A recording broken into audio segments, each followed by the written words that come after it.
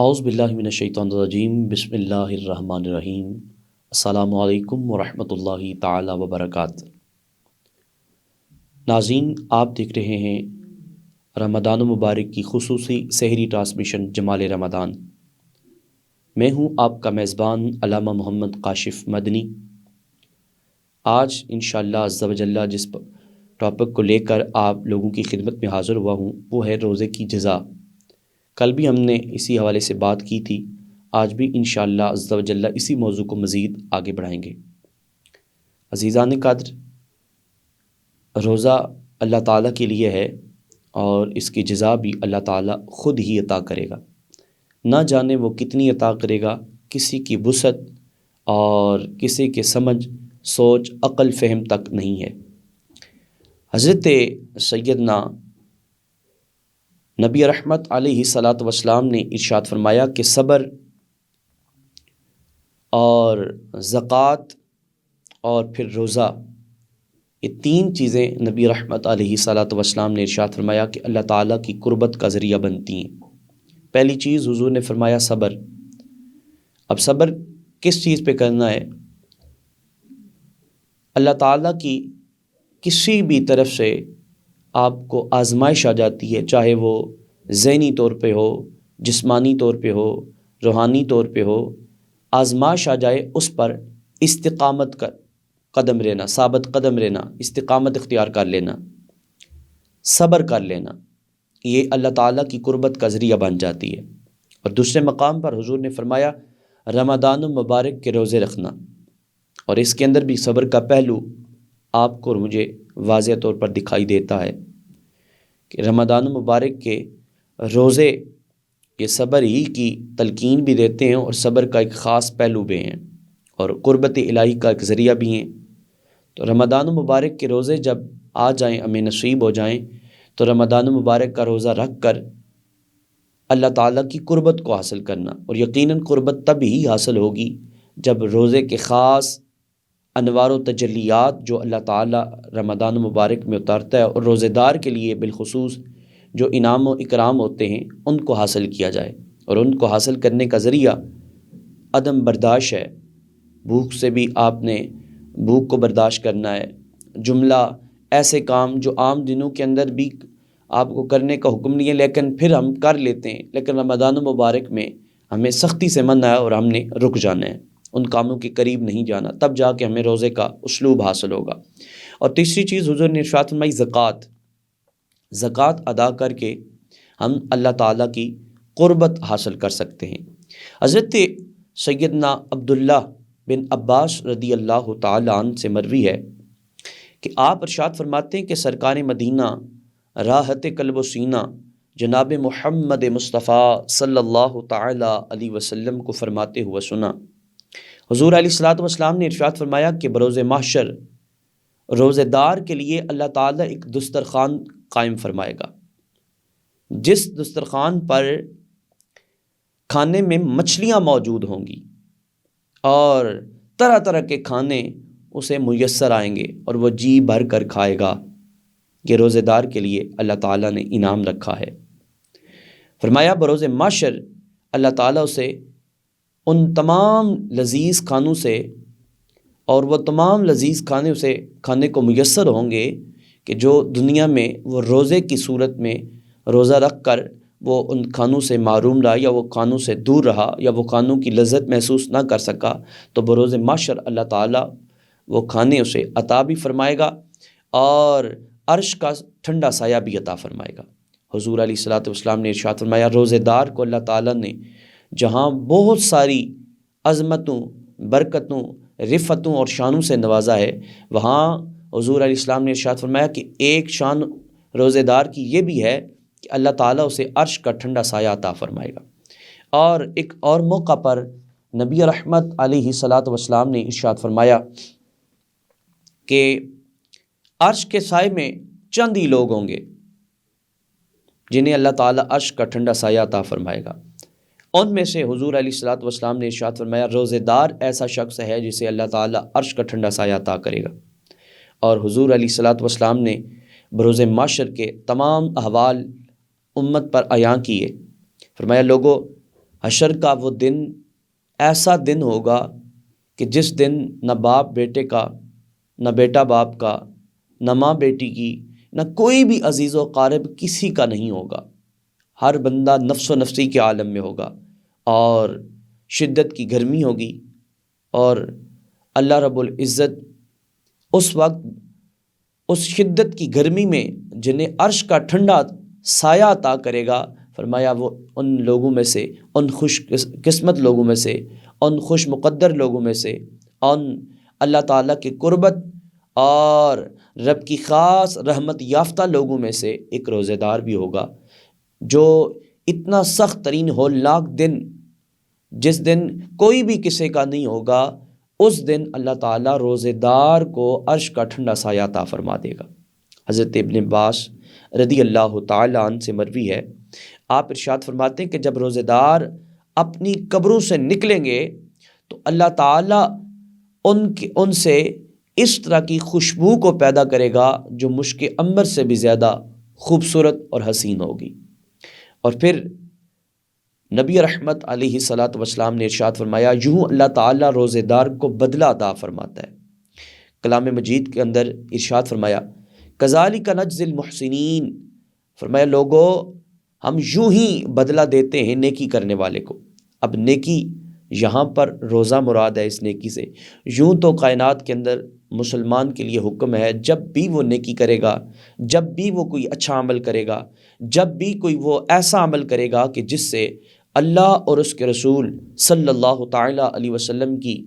رضا جوئی حاصل ہو، اللہ تعالیٰ اس کا وہ عمل، وہ فعل ضائع نہیں کرے گا۔ لیکن آپ خود بہتر سمجھتے ہیں، خود سمجھیں اور جانیں کہ روزہ ہم صرف اور صرف اللہ تعالیٰ کے لیے رکھتے ہیں۔ روزہ رکھ کر ہم بھوک کو برداشت کرتے ہیں، پیاس کو برداشت کرتے ہیں۔ یہ ہم اللہ رب العزت کے محسنین بندے، یعنی نیک بندے، پرہیزگار بندے، تقوی گزار بندے، چنیدہ بندوں کا عمل کرتے ہیں اور نیکی کا عمل کرتے ہیں اور قربت حاصل کرنے کے لیے کرتے ہیں۔ تو اللہ تعالیٰ نے فرمایا جو شخص نیکی کرے گا اور محسنین بندوں کے راستے پہ چلے گا تو اللہ تعالیٰ نیکی کرنے والے کا بدلہ دنیا میں بھی اسے عطا کرے گا اور بروز محشر بھی اللہ تعالیٰ اس کی شان کو بلند فرمائے گا۔ ایک حدیث مبارکہ جو حضور علیہ الصلاۃ والسلام جب معراج پر گئے، صاحب روح البیان نے اس بات کو نقل کیا۔ آپ ارشاد فرماتے ہیں کہ حضور علیہ الصلاۃ والسلام جب معراج کے دن، معراج کی رات، حضور علیہ الصلاۃ والسلام سدرۃ المنتہا سے بھی آگے تشریف لے گئے، وہاں تک حضور تشریف لے گئے جہاں تک کسی کی سوچ، فہم، عقل، گمان نہیں پہنچ سکتا، وہاں تک تیرے میرے لجپال کریم آقا صلی اللہ علیہ وسلم تشریف لے گئے۔ اور حضور علیہ الصلاۃ والسلام نے ارشاد فرمایا، لوگوں میں نے اللہ تعالیٰ کی تمام نعمتوں کو دیکھا، اللہ تعالیٰ کی تمام مخلوق کو اس رات ملاحظہ کیا۔ حضور علیہ الصلاۃ والسلام کا ارشاد گرامی ہے کہ آپ نے ارشاد فرمایا، میں نے ایک ایسا فرشتہ دیکھا جو اس سے قبل میں نہیں دیکھا تھا، فرمایا اس سے پہلے میں نے نہیں دیکھا تھا، اور اس فرشتے کو دیکھ کر تعجب محسوس کیا۔ حضور علیہ الصلاۃ والسلام نے حضرت جبریل سے پوچھا کہ یہ کون سا فرشتہ ہے، اور اس سے پہلے حضور نے اس فرشتے کی کیفیات کو بیان کیا، اس فرشتے کی خد و حال کو بیان کیا۔ میرے آقا صلی اللہ تعالیٰ علیہ وسلم نے ارشاد فرمایا، لوگوں وہ فرشتہ، اس کا 70,000 اس کا سر، اور پھر ہر سر کے بالوں کے اندر، ہر سر میں بال موجود، تاج موجود، اور تاجوں کے اندر موتیے موجود، اور فرمایا پھر اس موتیوں کے اندر، ان موتیوں کے اندر ایک تالاب نما موجود کہ جس تالاب کے اندر مچھلیاں موجود، اور ان مچھلیوں کے پیٹوں پر لکھا ہوا میں نے دیکھا کہ لا الہ الا اللہ محمد رسول اللہ۔ اور فرمایا کہ میں نے جبریل سے پوچھا کہ یہ فرشتہ کہاں رہتا ہے، تو حضرت جبریل نے عرض کی، یا رسول اللہ صلی اللہ علیہ وسلم، یہ فرشتہ بہشت یعنی جنت میں رہتا ہے۔ اور نبی رحمت علیہ صلاۃ والسلام نے حضرت جبریل سے پوچھا کہ یہ فرشتے کا کام کیا ہے، یہ کون سا کام کرتا ہے، یہ عمل کیا کرتا ہے، تو حضرت جبریل امین نے ارشاد فرمایا، یا رسول اللہ صلی اللہ علیہ وسلم، یہ فرشتہ اللہ تعالیٰ کی تسبیح بیان کرنے کے ساتھ ساتھ جو روزے دار ہیں، جو آپ کی امت کے روزے دار ہیں، حضور یہ ان روزے داروں کے لیے مغفرت کی دعائیں کرتا رہتا ہے۔ اللہ اکبر! آپ خود اندازہ لگائیں کہ اللہ کریم نے کتنا احسان کیا آپ اور مجھ پر، کہ ہم روزہ رکھتے ہیں صرف اور صرف اللہ تعالیٰ کی رضا کی خاطر، اور اس پر ہمیں اتنا اجر عطا کیا جا رہا ہے کہ جس کا ہم گمان ہی نہیں کر سکتے، جو ہم اپنی وسعت کے اندر نہیں لا سکتے۔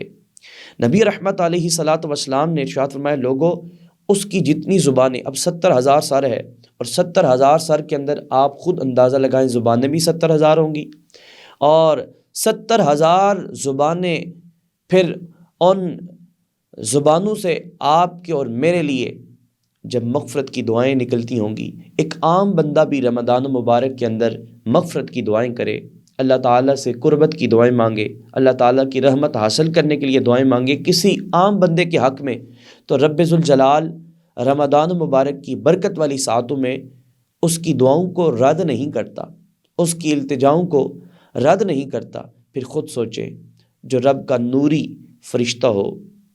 پھر اللہ تعالیٰ نے اسے چن کر محبوب صلی اللہ علیہ وسلم کی امت کی خاطر رکھا ہو، اور امت کی مغفرت کے لیے ہی اسے معمور کیا گیا ہو، اور پھر اس کا کام ہی امت کے حق میں مغفرت کی دعائیں کرنا ہو، جو معصوم عن الخطا ہو، اس سے کوئی خطا، فرشتوں سے کوئی بھی خطا واقع نہیں ہو سکتی، جو خطاؤں سے پاک ہیں، ان کی زبان سے جب نکلے ہوئے الفاظ کسی کے حق میں ہوں گے، آپ بہتر سمجھتے ہیں کہ وہ کس قدر مقبول درجہ رکھتے ہوں گے۔ ناظرین محترم، رمضان مبارک کی برکت والی ساعتیں آپ کو اور مجھے نصیب ہیں۔ اس مبارک مہینے کے اندر روزے کا حق ادا کیجیے، اور حق آپ اور میں نے کیسے ادا کرنا ہے کہ جن چیزوں سے اللہ تعالیٰ نے آپ کو اور مجھے روکا ہے ان سے ہم نے رکنا ہے، اور جن چیزوں سے اللہ تعالیٰ نے ہمیں دور رہنے کا حکم دیا ہے ہم نے دور رہنا ہے، جن سے منع فرمایا ہم نے منع ہو جانا ہے، اور جن کاموں کا کرنے کا حکم ارشاد فرمایا ان کو ہم نے کرنا ہے۔ اب کرنے والے کون سے کام ہیں؟ جی، تب جا کے ہمیں روزے کی وہ خاص رعنائیاں نصیب ہوں گی، اور روزے پر انعام و اکرام ہمیں تب بھی میسر آئیں گے جب ہم رمضان مبارک کے روزے کا حق ادا کریں گے۔ اب رمضان مبارک کے روزے کا حق کیا ہے؟ حق یہ ہے کہ رمضان مبارک کا روزہ فرض کیا گیا ہے، اور اس کو اللہ تعالیٰ کا فریضہ سمجھ کر رکھ لینا۔ پھر روزے کے اندر 5 وقت کی باجماعت نماز ادا کرنا۔ یوں تو ہمیں سارا سال ہی حکم ہے کہ ہم نماز کو 5 وقتی اور باجماعت ادا کریں، لیکن رمضان مبارک میں خصوصی اس کا اہتمام کریں تاکہ اللہ تعالیٰ آپ کو برکت نصیب فرمائے رمضان مبارک کی۔ اور پھر رمضان مبارک کے روزے رکھ کر آپ قرآن شریف کی تلاوت کریں، تاکہ قرآن شریف کا وہ خاص اسلوب آپ کو میسر آئے کہ جس وجہ سے اللہ تعالیٰ نے قرآن کو نازل کیا ہے۔ یقیناً قرآن شریف کو جب آپ تلاوت کریں گے، یقیناً جب آپ قرآن شریف کو پڑھیں گے، اور آپ نے یقیناً سماعت کیا ہوگا کہ اللہ تعالیٰ نے قرآن مجید کو نازل ہی رمضان مبارک کے برکت والے مہینے میں کیا ہے، جیسا کہ قرآن شریف کے اندر اللہ تعالیٰ نے ارشاد فرمایا، شہر رمضان الذی انزل فیہ القرآن، کہ ہم نے اس قرآن کو نازل ہی رمضان مبارک کے مہینے میں کیا ہے۔ اور نازل کس لیے کیا گیا ہے؟ اہل ایمان کے لیے، تقوی گزاروں کے لیے، پرہیزگاروں کے لیے، تاکہ وہ ہدایت کی طرف آ جائیں۔ اب اس قرآن شریف کو آپ کھولیں اور اس کی تلاوت کریں، اور ساتھ ہی ساتھ اگر ہو سکے تو آپ اس کا ترجمہ بھی دیکھیں، تفسیر بھی دیکھیں، تاکہ آپ کو قرآن کا وہ اسلوب سمجھ آئے، قرآن کی وہ رعنائیاں سمجھ آئیں جو اللہ تعالیٰ ہمیں کہنا چاہتا ہے۔ وہ کسی شخص نے کیا خوب لکھا تھا، مجھے ایک بات یاد آ گئی۔ انہوں نے کہا کہ ایک بادشاہ تھا، بادشاہ نے جب اپنی حکومت کا اعلان کیا، کوئی شخص بادشاہ بن گیا تو اس نے حکومت کا اعلان کیا، تو جب وہ بادشاہ بن گیا لوگوں پر، تو اب ظاہری بات ہے جب بادشاہ ہوتا ہے وہ ہر محلے، ہر کوچے، ہر بستی کا وہ حکومت اس کی ہوتی ہے۔ تو اب کچھ لوگ ایسے تھے، بادشاہ نے کچھ فیصلہ کیا تو ان لوگوں کو وہ فیصلہ پسند نہیں آیا، فیصلے سے وہ انکار ہوگی ان کی، وہ فیصلہ ان کو پسند نہیں آیا بادشاہ کا، انہوں نے احتجاج کیا۔ اب جو احتجاج کرنے والے تھے تو ان کی جو بات تھی، ان کی جو زبان تھی، وہ بادشاہ کو سمجھ نہیں آتی تھی، اور بادشاہ کی زبان یہ نہیں سمجھتے تھے۔ تو اب بادشاہ نے دیکھا جب معاملہ بہت غمگیر ہو رہا ہے، خرابی کی طرف بڑھ رہا ہے، تو بادشاہ نے ایک خط لکھا، تو وہ خط ان لوگوں کی طرف بھیج دیا گیا۔ جب ان لوگوں تک وہ خط پہنچ گیا اور سب کو پتہ چل گیا کہ بادشاہ نے خط بھیجا ہے، اب وہ خط ایک بندے نے کھولا، اس کو دیکھا، پڑھ نہیں سکا، دوسرے کو پکڑا دیا کہ بادشاہ کی طرف سے آیا ہے، یوں ہی تیسرے تک پہنچ گیا، یوں ہی اس ساری بستی یا سارے محلے والوں تک وہ خط پہنچا۔ خط انہوں نے کھول کر دیکھا لیکن پڑھ نہیں سکا کہ اس کے اندر لکھا ہوا کیا ہے۔ وہ بادشاہ اس خط کے اندر لوگوں کو کیا پیغام دے رہا ہے، کسی نے پڑھ نہ سکا۔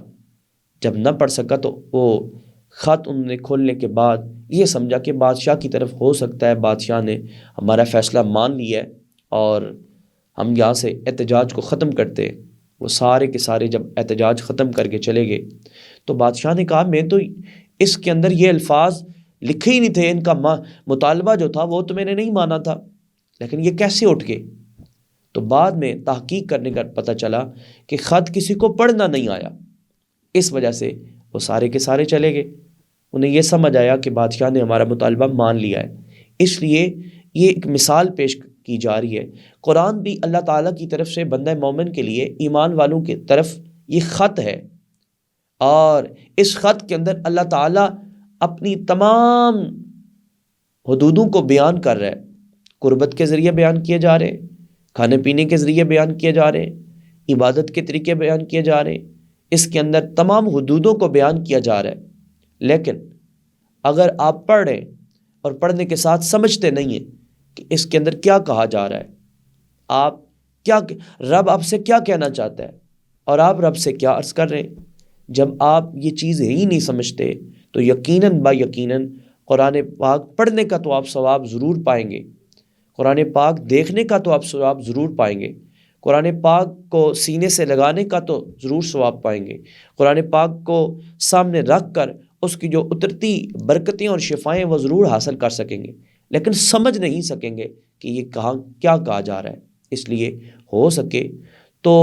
قرآن شریف کو پڑھتے ہوئے، قرآن شریف کو سمجھتے ہوئے، یا تو کسی عالم دین سے تھوڑا تھوڑا کر کے آپ سنیں، چونکہ رمضان مبارک کا مہینہ ہے، آج ہر جگہ ہر چینل پر قرآن شریف کو ہی نشر کیا جا رہا ہے۔ ایسے کسی چینل کا منتخب کر لیں کہ جہاں قرآن شریف کی تلاوت کی جا رہی ہو، آپ قرآن کو سنیں اور ساتھ ترجمہ بھی ہو، تاکہ آپ کو سمجھ آئے کہ قرآن شریف آپ کو اور مجھے کیا کہہ رہا ہے۔ یہ اللہ تعالیٰ کا پیغام ہے، اور یقیناً آپ رمضان مبارک کے اندر جب اس کو پڑھیں گے اور اس کے اسلوب کو حاصل کریں گے، تب آپ کو جا کے قرآن شریف کی بھی برکتیں اور رعنائیاں میسر آئیں گی، اور ساتھ ساتھ روزے کا مقصد پا لیں گے۔ جی، جب آپ اور میں قرآن شریف تو پڑھیں گے لیکن ہمیں سمجھ نہیں آئیں گی تو ہم اللہ تعالیٰ کے اس پیغام سے محروم رہ جائیں گے۔ یاد رکھیں، اللہ تعالیٰ نے ہمیں ہر چیز عطا کی ہے،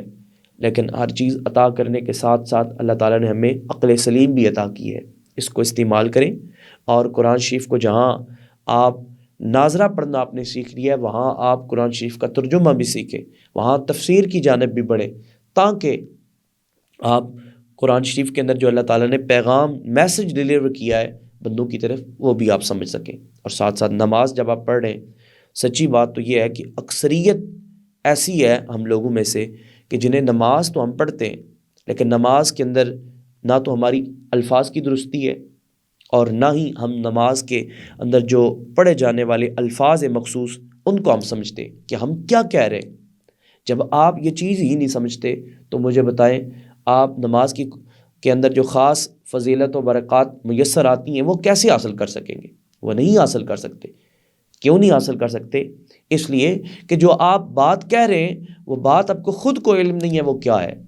جی، اس لیے کوشش کریں، اگر آپ قرآن شریف کا ترجمہ نہیں سمجھتے یا قرآن شریف کا ترجمہ آپ نے نہیں سیکھا ہوا، پہلے تو کوشش کریں وہ سیکھیں، اور اگر یہ نہیں ہے تو کم از کم نماز شریف کی اس رمضان مبارک کے اندر آپ عہد کریں کہ رمضان مبارک کے اندر ہم نے نماز کو کم از کم درست کرنا ہے، اور ساتھ ساتھ نماز کے الفاظ کو درست کی کے ساتھ ساتھ ان کے معنی سمجھیں کہ ہم اللہ کی بارگاہ میں کھڑے ہو کے کیا کہہ رہے ہیں۔ آپ اگر رمضان مبارک کے اندر ساری رات نوافل پڑھتے رہیں گے، جب نوافل کے اندر جو اللہ تعالیٰ سے آپ عرض کر رہے ہیں وہی آپ کو خبر نہیں ہے کہ کیا عرض کیا جا رہا ہے، تو مجھے بتائیں ان نوافلیں پڑھنے کا ثواب تو میسر آئے گا لیکن اسلوب نہیں پا سکتے جی۔ اس لیے رمضان مبارک کے اندر اس چیز کو عید کریں، تبھی جا کے آپ رمضان مبارک کے فیضان سے مشرف ہو سکیں گے۔ جب آپ اللہ تعالیٰ کی حمد بیان کرنے کے ساتھ ساتھ جب نماز کے اندر آپ کھڑے ہوں گے، آپ کو لذت اور کیفیات اس وقت میسر آئیں گی جب آپ ثنا پڑھ رہے ہیں، یہ آپ کو خبر ہو کہ میں ثنا کے اندر رب سے کیا کہہ رہا ہوں، میں رب کی کتنی بڑائی بیان کر رہا ہوں۔ پھر آپ سورۃ فاتحہ کی جانب بڑھتے ہیں، میں کیا عرض کر رہا ہوں،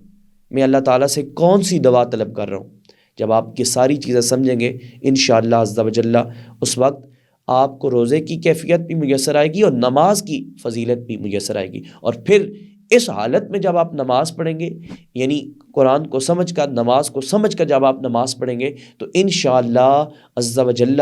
آپ کو نماز کا جب فیضان نصیب ہوگا تو انشاءاللہ عبادت کی طرف اور رغبت بڑھے گی، اور عبادت کے اندر آپ جتنے مخلص ہوگے اللہ تعالیٰ کی عبادت کریں گے، رمضان مبارک میں اتنی آپ کو قربت زیادہ میسر آئے گی، اور جتنی آپ اللہ کے زیادہ قریب ہوں گے اتنے انعام و اکرام زیادہ ہیں انشاءاللہ عز و جل، اتنا ہی اللہ تعالیٰ آپ پر زیادہ مہربان ہوگا، اتنا ہی اللہ تعالیٰ آپ کو چن کر اپنے قریب اور محبوب لوگوں میں شامل فرما دے گا۔ ناظرین محترم، میرے پروگرام کا وقت اختتام پذیر ہوتا ہے۔ اللہ تعالیٰ سے دعا ہے اللہ تعالیٰ آپ کو اور مجھے عمل کی سعادت عطا فرمائے اور رمضان مبارک کی خاص برکتیں نصیب فرمائے، اور روزے رکھ کر روزے کی پاسداری، یعنی جو روزے کے حدودیں مقرر کی گئی ہیں، جو روزہ رکھنے کے بعد جو حدودیں ہم پر لازم آتی ہیں، اللہ تعالیٰ ان پر ہمیں عمل پیرا ہونے کی سعادت عطا فرمائے اور ان حدودوں کی حفاظت رکھنے کی توفیق عطا فرمائے۔ ناظرین محترم، مجھے اجازت دیجیے، انشاءاللہ عز و جل نئے پروگرام کے ساتھ آپ کی خدمت میں حاضر ہوں گا۔ تب تک کے لیے اجازت دیجیے۔ السلام علیکم ورحمۃ اللہ تعالی وبرکاتہ۔